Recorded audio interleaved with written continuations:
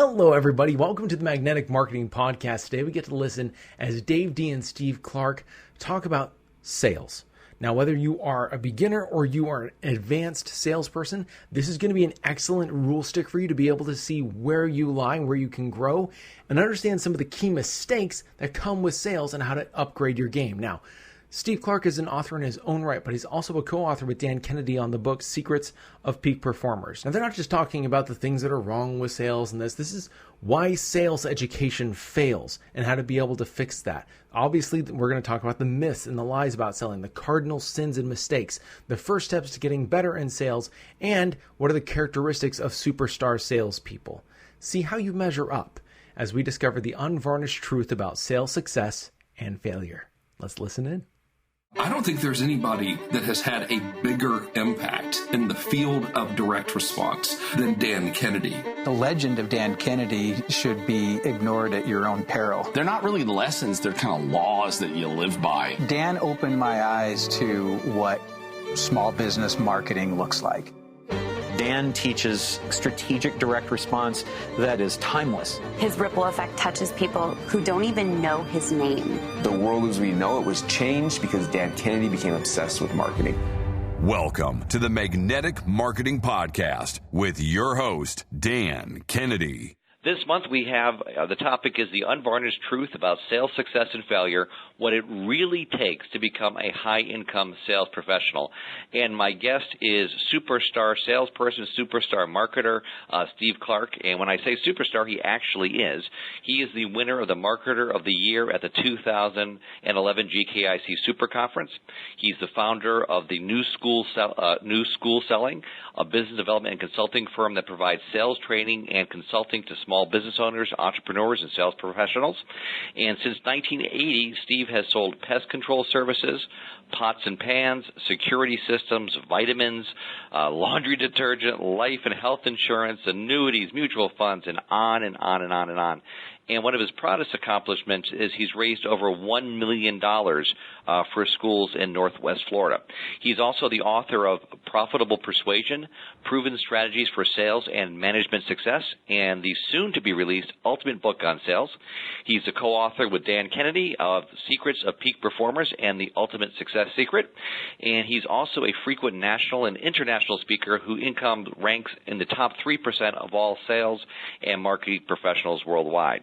In addition to all of that, as CEO, he's also, I didn't know this, Steve, you're also a licensed U.S. Coast Guard captain who sports fishes out of Florida. So, Steve, I'm really excited to have you on the call, and welcome. Well, thank you, Dave. I'm glad to be here. So for years and years and years, sales trainers have, been traveling around the country, Steve, and they're pitching different, using gimmicks and things like that, and pseudo-psychological tactics and all that kind of stuff. And there's been thousands and thousands of books written on selling.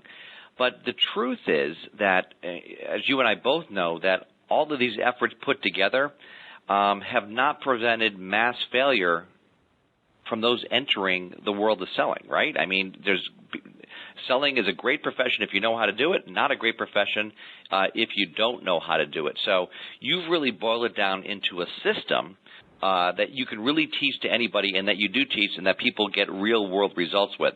One of the things I want to talk to you about before I actually get into the questions, Steve, is a little bit about your background, because you've been selling forever. And I noticed that one of the things that you said, there were pots and pans. So tell me a little bit how you got started in selling. Well, my first experience selling was selling as a response to an ad in Boys Life magazine when I was 13 years old for flower seeds and greeting cards, and you would sell so many of those and you would win a prize. So being a Boy Scout, I got Boys Life, and I looked in the back there and got those things, and decided I wanted to win some of those prizes. So I clipped out the coupon, sent it in, and I was on my way to selling, and that's when I got my indoctrination into door-to-door selling at the age of 13. And from there I just went on to sell various kinds of things. In my junior class, I sold more candy bars than anybody in our junior class of 252 people. And then I went on to college and kind of got away from the whole thing of selling and worked in education for a number of years, and then got into the professional selling business in November of 1980 and went to work for Orkin Pest Control and started selling pest control services. And one day I walked into a life insurance office and sold them a pest control job, and they offered me 3 times more money than I was making to start selling life insurance. And so that was an easy decision, and did that for 8 years. And then from there I worked for a private company out of Nashville and covering a 8-county area in Florida doing fundraising for schools, and that's where I raised that $1 million in that 8.5-year period of time. And after all of that, I decided that I was tired of making money for somebody else. I would hang out my own shingle and get into business for myself. So at the age of 45, with 0 clients and 0 income, I plunged into the world of sales training and consulting, and started the business 16 years ago, and have been doing that ever since. Wow. You know, one of the things that's really cool, and I've seen this, and I'm sure you have, when Dan does a seminar, he'll often ask how many people were involved in door-to-door selling or, you know, selling in person, and almost all of the successful people at some point told basically your story, right? They've all been involved in selling. So one of the questions I want to ask you is, we have so many different types of members. And I think selling has got a bad connotation to a lot of members, particularly a lot of members who are professional services providers, such as doctors and lawyers and those type of folks. You know, they don't feel that they should have to sell. That is kind of maybe beneath them. What would you say to those folks who've got that type of feeling? I would say to them that their professional training that they got in college to be a service provider misled them and did not square with them on the fact that as good as they were at what they did, that they were going to have to learn how to sell their services to other people, and that just hanging out a shingle and being good at what you do is not enough. You can survive that way, but you cannot thrive unless you embrace the concept that you are, first of all, in sales and marketing, and just being a good attorney or being a good dentist is not enough. That's your ticket to be in business, but the real success comes when people not only accept but embrace the fact that they're good at sales, or that they need to be good at sales and marketing, accept it and don't resent it, and then embrace it and go to work to be as good as they can at sales and marketing. Yeah, and the truth is also, Steve, that selling is one of the most noble professions that there is.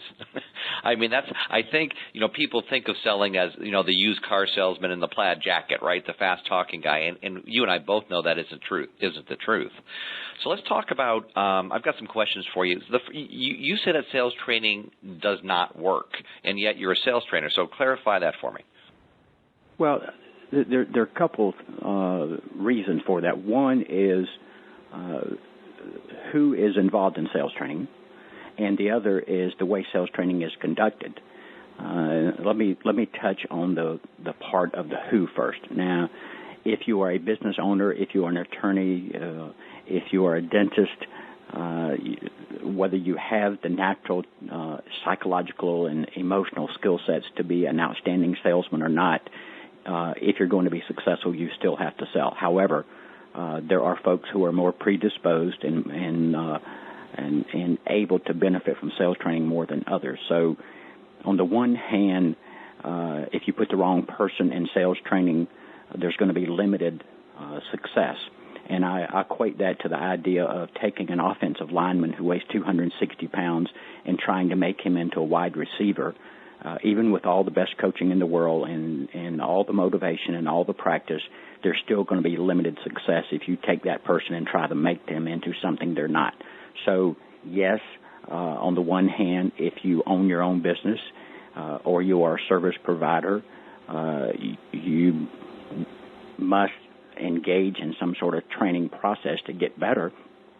If you're a business owner and you have salespeople, you have an option of only hiring and recruiting people who do have the talents that can be developed into superstar salespeople.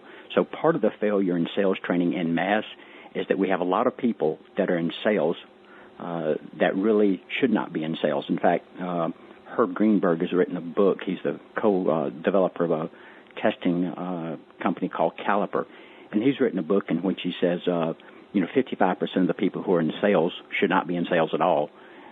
They don't have the emotional, psychological skill set to ever be really outstanding.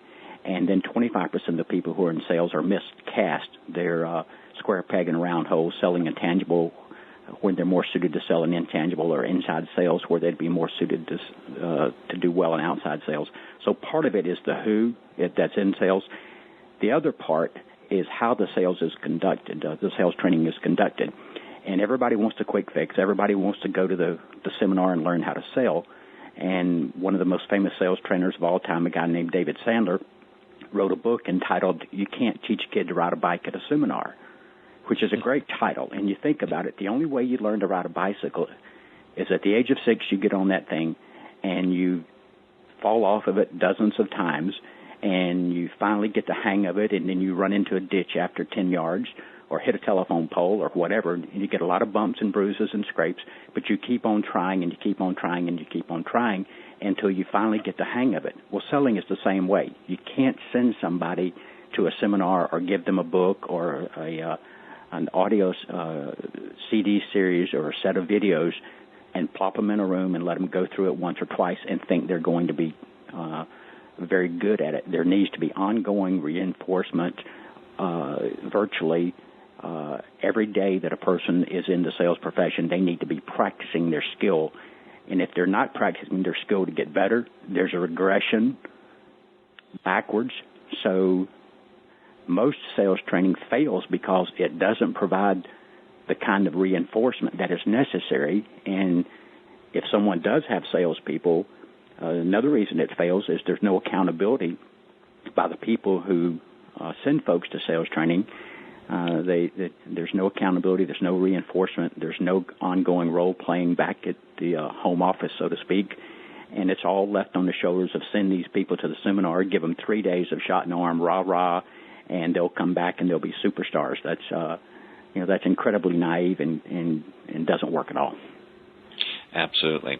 So let's talk about some of the things that are taught, that have been taught for years, that many people just accept as reality and truth because they've been taught for years and over again. Let's talk about some of those that they're really myths and they're lies about sales and sales training.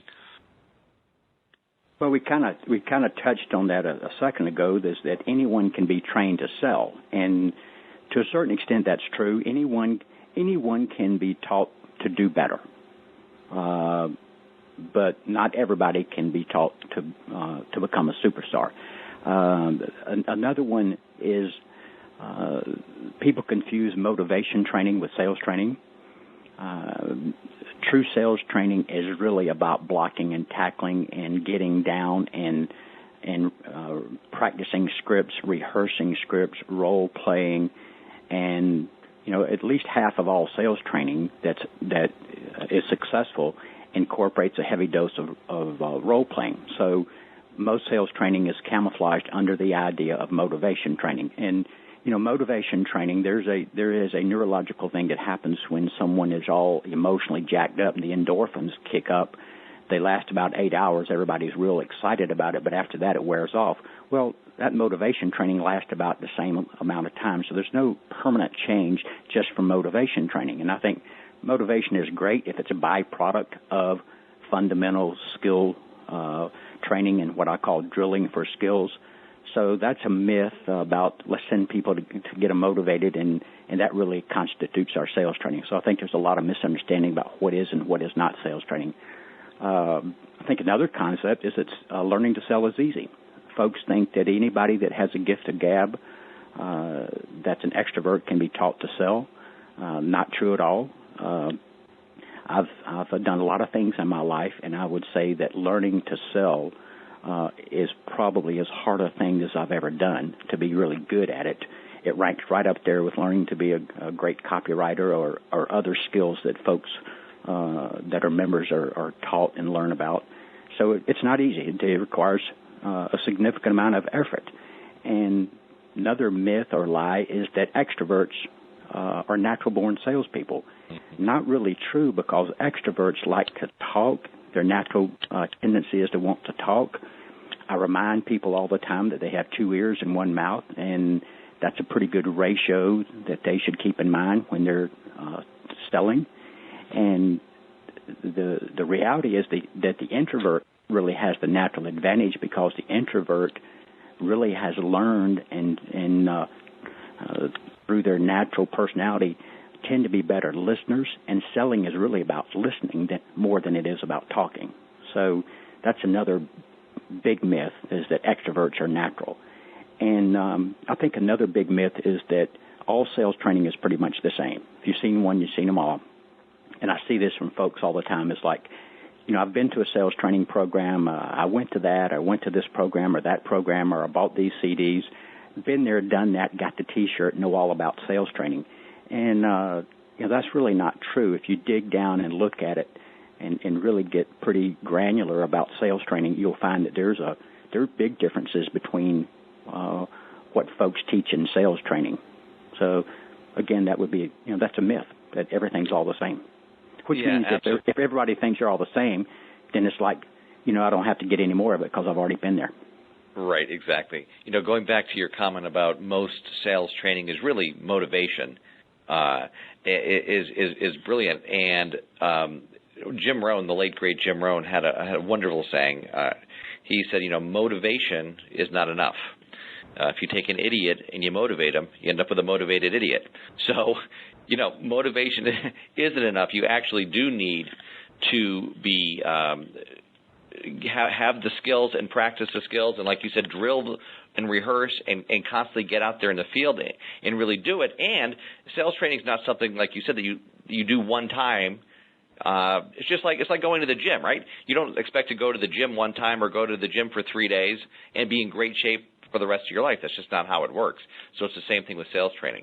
So let's talk about some. Go ahead, Steve. I had someone say to me on that point. A client said to me, and the sales training that I'm doing, it's a weekly kind of thing. And I had a salesperson say to me one day, and had been coming to class for, I don't know, well over a year. He said, "When do I have to quit? When can I quit coming to these classes?" I said, "When you think you've learned it all, and you don't need to know any more or don't need to get any better, then I guess you can quit. And you be the judge of that." And he said, "Well, I'm not there yet. I have to. I think I have to keep coming." And I think, to him, that was a smart response. Absolutely. Let me ask you this: you kind of touched upon this, but let's say that I'm not a natural-born salesperson, and there probably isn't a natural-born salesperson. But can anyone be taught? So let's say I am, I just got my degree, and I'm hanging out my shingle.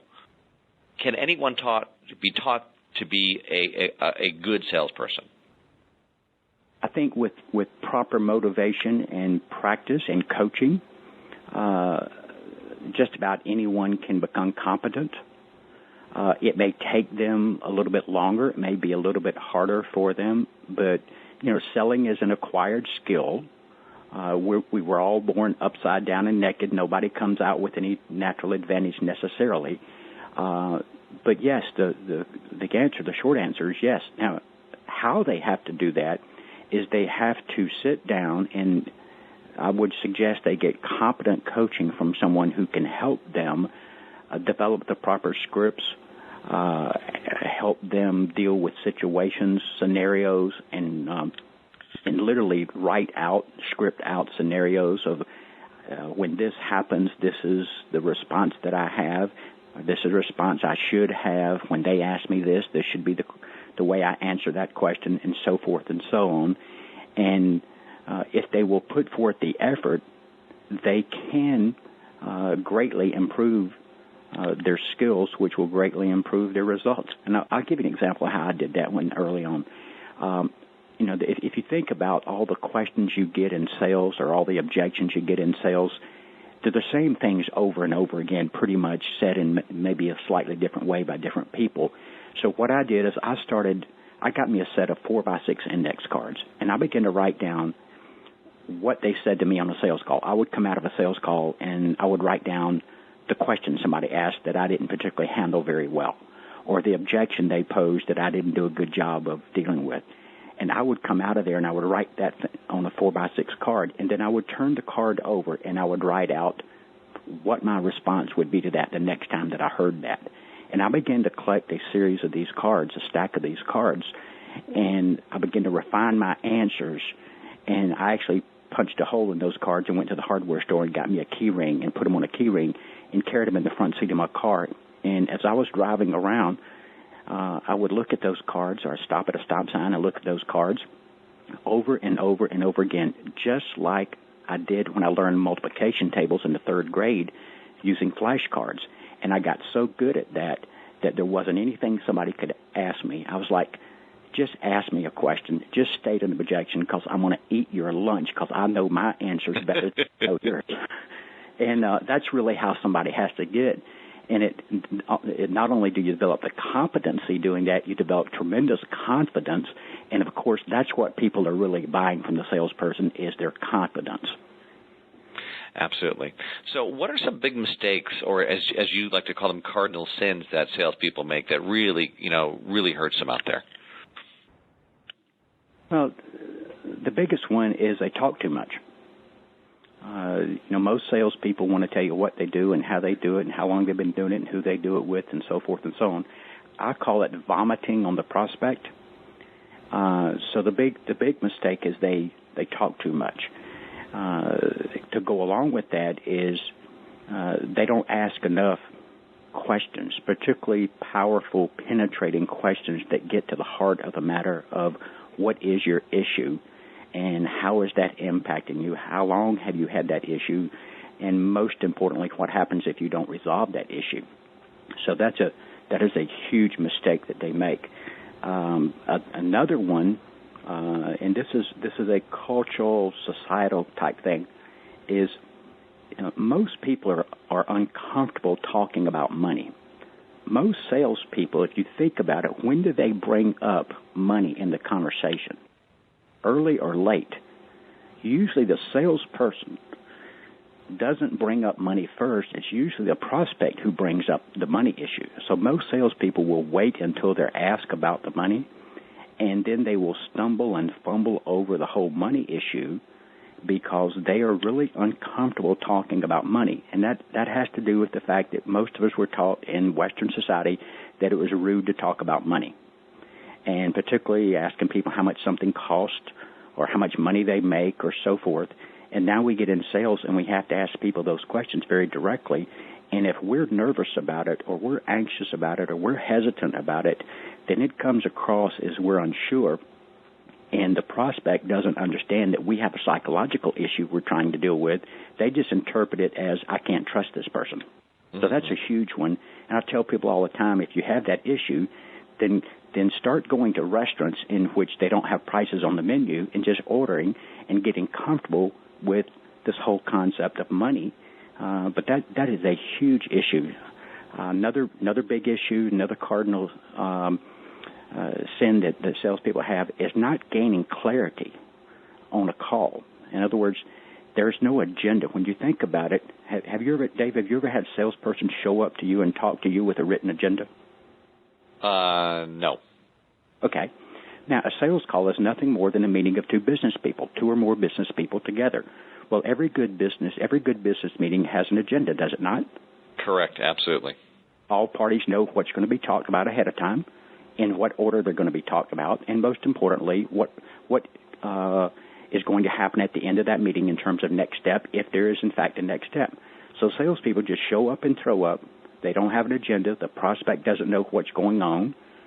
So one of the huge mistakes is not having that agenda and having what I call a clear agenda with folks, and then going through that agenda, and then on the back end setting another agenda for a future discussion if, in fact, there's going to be another discussion. And if there is going to be another discussion, we need to know what we're going to talk about, who's going to be there, how long the meeting is going to be, and most importantly, what decisions are we going to make at the end of that next meeting.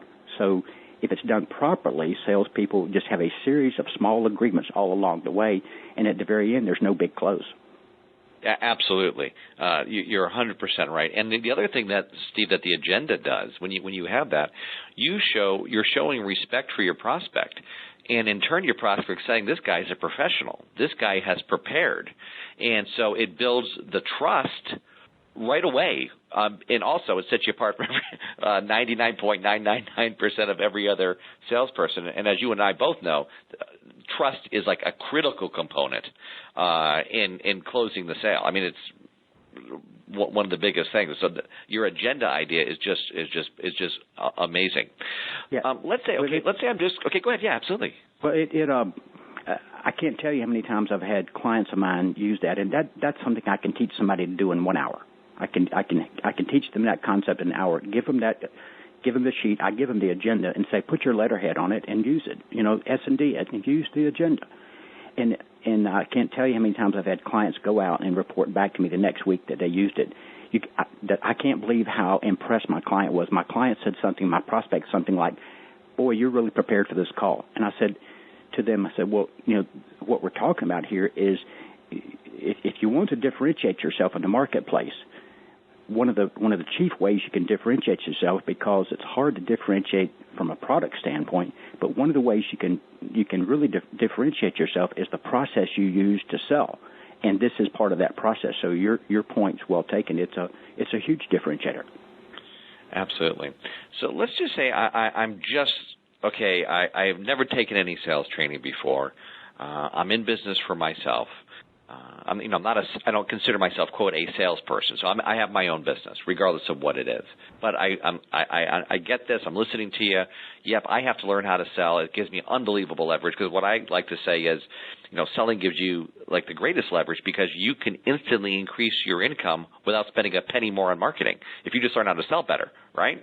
So, but let's just say I'm getting started. I know I need to do this. What are some of the first things that I should do to start learning, to start getting better?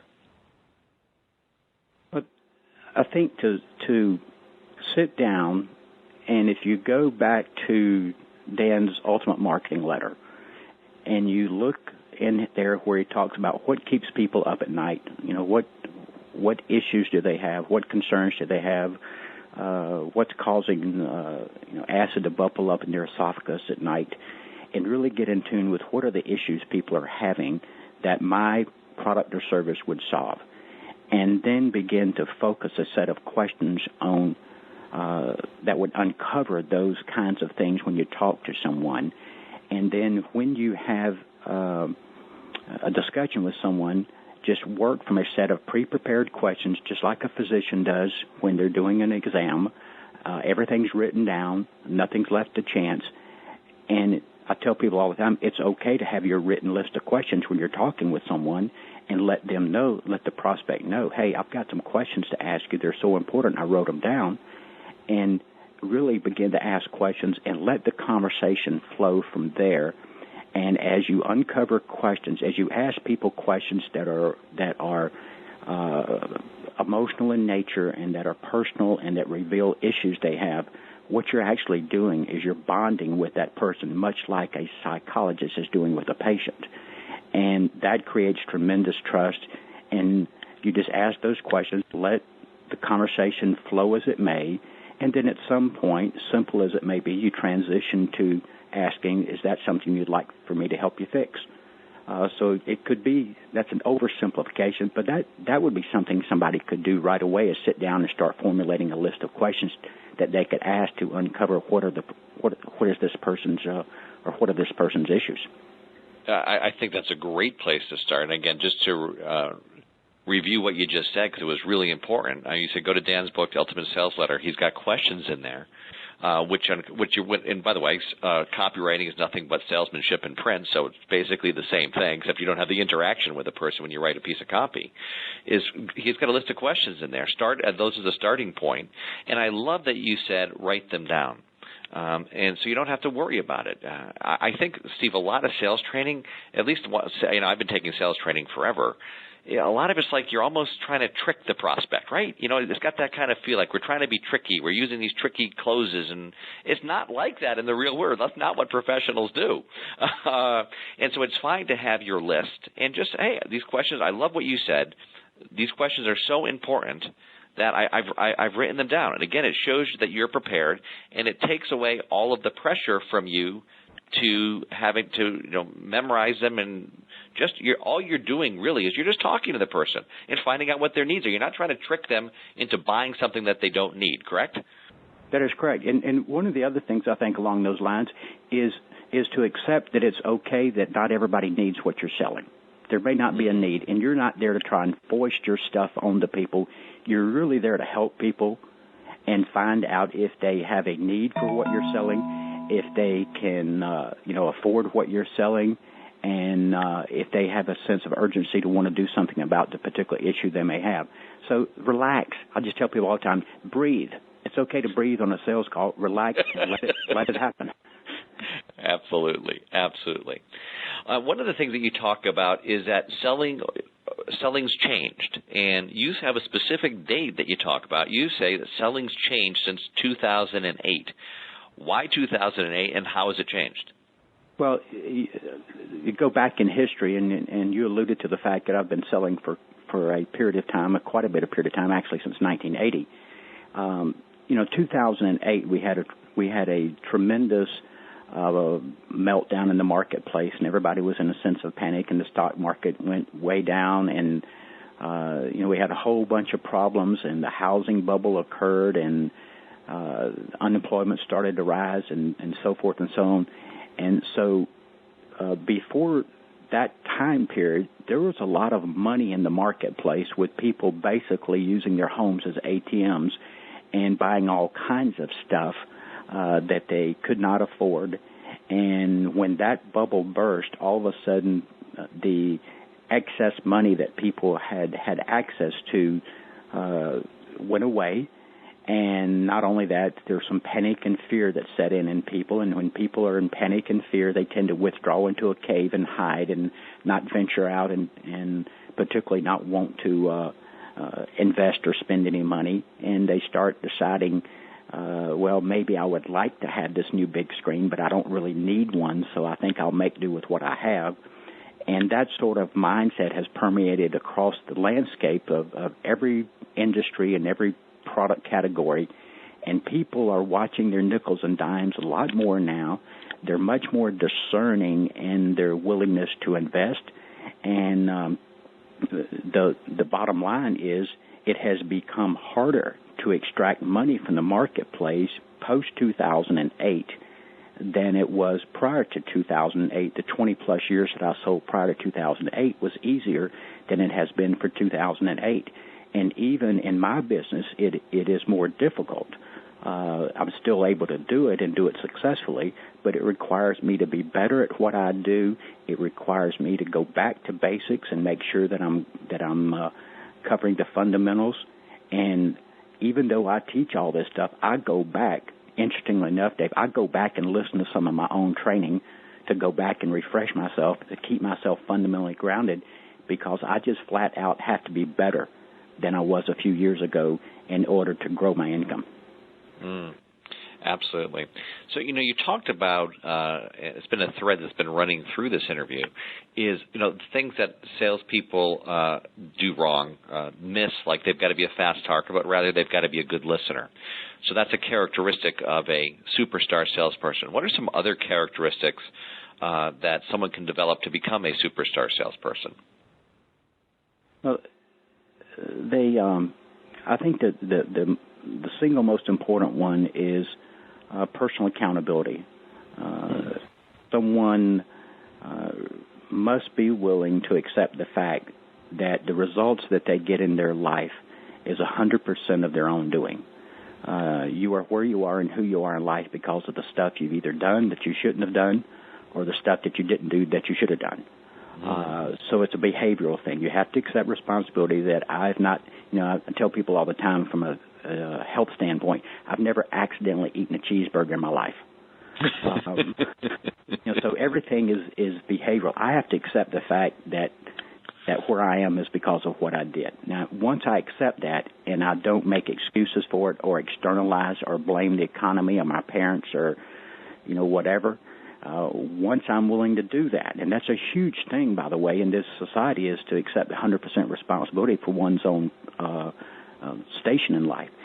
Once I do that, then there's hope for me. If I don't do that, if I have not adopted that, and I tend to be one who makes excuses, then I will externalize all of the failure I have in life, particularly from a sales standpoint. I'll blame the economy. I'll blame my lowball competitors for buying the business. I'll blame the prospects. I'll call them stupid. They don't understand, and on and on and on, which means there's no hope for me because I've not identified the problem, which is me. So that's number one. Secondly, if a person does that, they've got to be a self-starter. They can't have somebody come wake them up every morning and get them out there and go to work. And then they have to be very resilient. Selling, there's more failure than there is success in selling. You will call on many more people and talk to many more people who don't buy from you than do buy from you.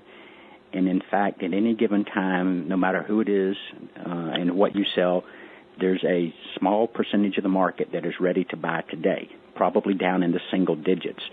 So there's going to be a lot more experience that you're going to come away not making a sale than having made a sale, or certainly having called on people who aren't ready to buy.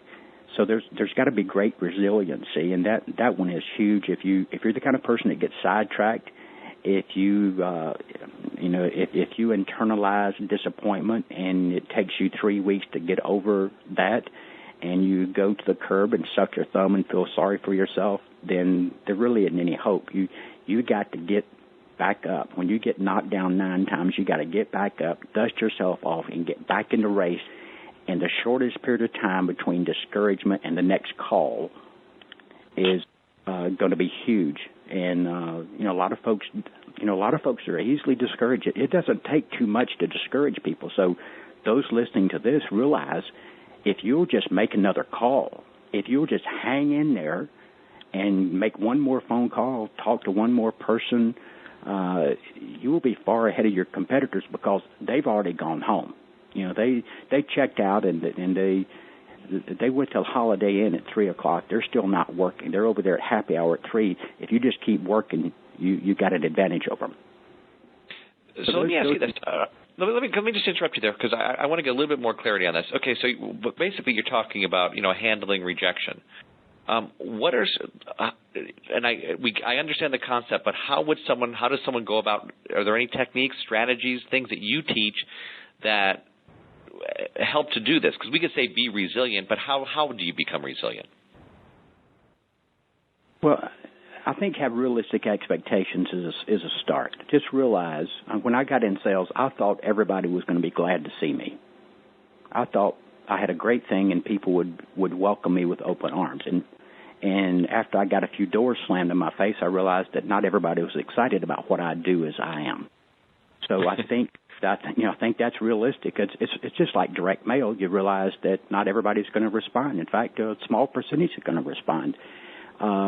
So having that realistic expectation, and then trying to separate what it is you do from who you are in terms of not taking things personally. Now, easier said than done, but I think if you can compartmentalize, if you can practice this personal discipline of compartmentalizing what you do and realizing that just because someone doesn't take you up on your invitation to buy your product doesn't mean they don't like you or that you are a bad person.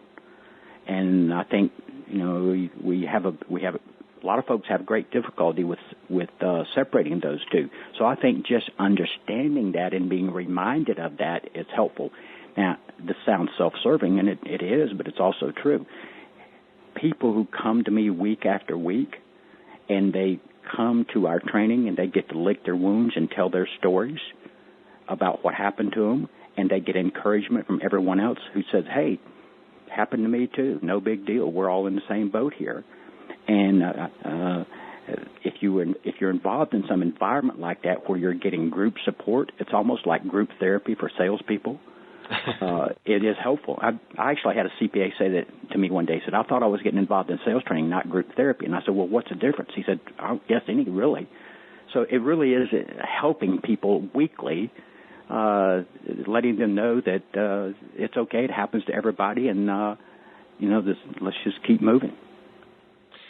So give us a couple more, or, we're running up against the clock here, but give us a couple more characteristics of top salespeople, because that was just brilliant what you just talked about. Well, certainly self-confidence is up there. In fact, if you're looking to hire someone, I tell people all the time, give me a guy who played quarterback in high school and who was successful, and I'll give you a really good salesperson. Someone who has that, what I call quarterback swagger, or if they played middle linebacker and they like to hit people, that kind of works too. They just have that self-confidence, so that's a huge personal characteristic. It can be taught, but it's very hard to teach that. You'd much rather have that going in. So that would be one. What I call a utilitarian, it's not necessarily what I call, it's what's called in the industry as a utilitarian attitude, meaning a motivation. The motivation to make money. Every top performer that I've ever met was motivated to make money. Now, they may not have been motivated to make money for money's sake, but money is the way in which you keep score in sales and in business in terms of how well you're doing. And whether you want to give it all away or spend it on yachts is irrelevant, but that is the way in which you keep score. All the awards are based on that. All the accolades are based on that. Inc. 500 list is based on that, and growth and so forth and so on. So if you're not motivated to make money and money is not important to you, then it's going to be awfully hard to get yourself motivated to go do what you need to do in order to become a good salesperson. And I tell folks all the time, if you're happy with your income and you are only looking to grow incrementally, then this may not be for you. It's only for the people who significantly want to grow their income and get better. And that's an internal motivation. And folks either have it or they don't have it, and it's certainly in varying degrees. Steve, I want to thank you so much for joining us on this Gold CD. It was fantastic. Thanks, Dave. I appreciate you having me. Thank you for listening to the Magnetic Marketing Podcast with Dan Kennedy. If you love hearing in on these lost Dan Kennedy talks and speeches and calls, then please let someone else know about this podcast. That's how you can help it to grow. And the more it grows, the more free Dan Kennedy we can bring to you. Also, Dan would love to give you the most incredible free gift ever, designed to help you make maximum money in minimum time. Now, this free gift comes with almost $20,000 in pure money-making information for free just for saying maybe. You can get this gift from Dan right now at nobsletter.com. Not only will you get the $20,000 gift, you're also going to get a subscription to 2 marketing newsletters that will be hand-delivered by the mailman to your mailbox each and every month. One from Dan Kennedy and one from me, Russell Brunson. To get this gift and your subscription, go to nobsletter.com right now.